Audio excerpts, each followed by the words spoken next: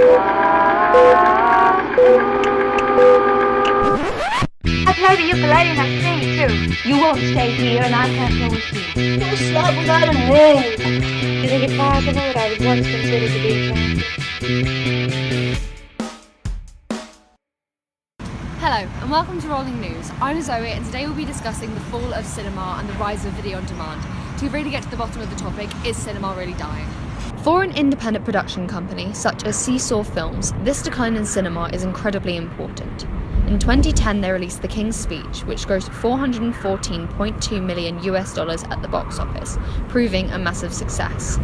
Then, in 2016, 5 years after The King's Speech, they released Lion, which only grossed $140.1 million, even though they were both of similar production budget, the same genre of film, and had notable actors as the main roles.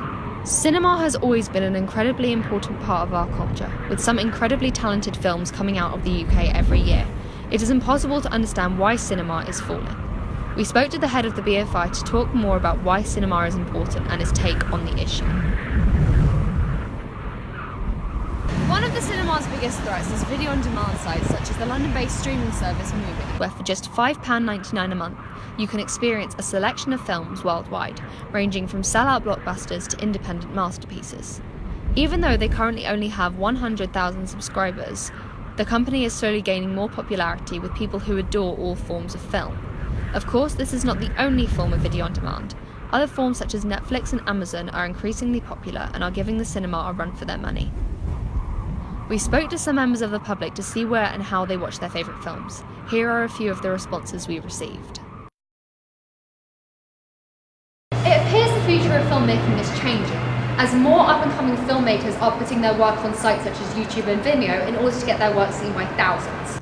On June 27, 2003, Tommy Wiseau released the cult classic The Room, which, even though it was deemed the worst movie ever made, has become a major success through people sharing it and passing it on, as well as Wiseau's promotion of the film on a billboard in Hollywood, which he kept up for 5 years, costing him $5,000 a month. In December of this year, the film will resurface in the form of The Disaster Artist, where James and Dave Franco will take the form of Tommy Wiseau and Greg Sestero's characters from the film, explaining how it all came to be. This is an example of how an independent film can reach the masses, even though the film only had a limited release. We also recently spoke to Sammy Paul, an up-and-coming director on YouTube, about his views on the fall of cinema and what that could potentially mean for him. We asked Sammy on Twitter direct message, what are your views on the decline of cinema, and do you think cinemas are still necessary? He replied, it's sad to see the decrease in cinema goers, but with the rise of ticket prices, online piracy and home entertainment models such as Netflix, it's certainly not surprising. I think those who truly love film as a medium, particularly those who want to go into the industry, really should go that extra mile to see films on the big screen, thus helping keep cinemas alive. If the cinema model cannot be sustained, a move towards digital home release would be somewhat understandable. That said, I feel there are enough people who truly love experiencing film on a big screen for the cinema to never truly die out. To conclude, while cinema is slowly fading, it does not appear that it will be completely erased from our lives in the near future. For independent filmmakers though, this does mean that there are other options to get their films seen and heard, rather than just going through the traditional route, even if it is sometimes a tad inconvenient. But what do you think? Let us know on our social media pages and get involved with the conversation.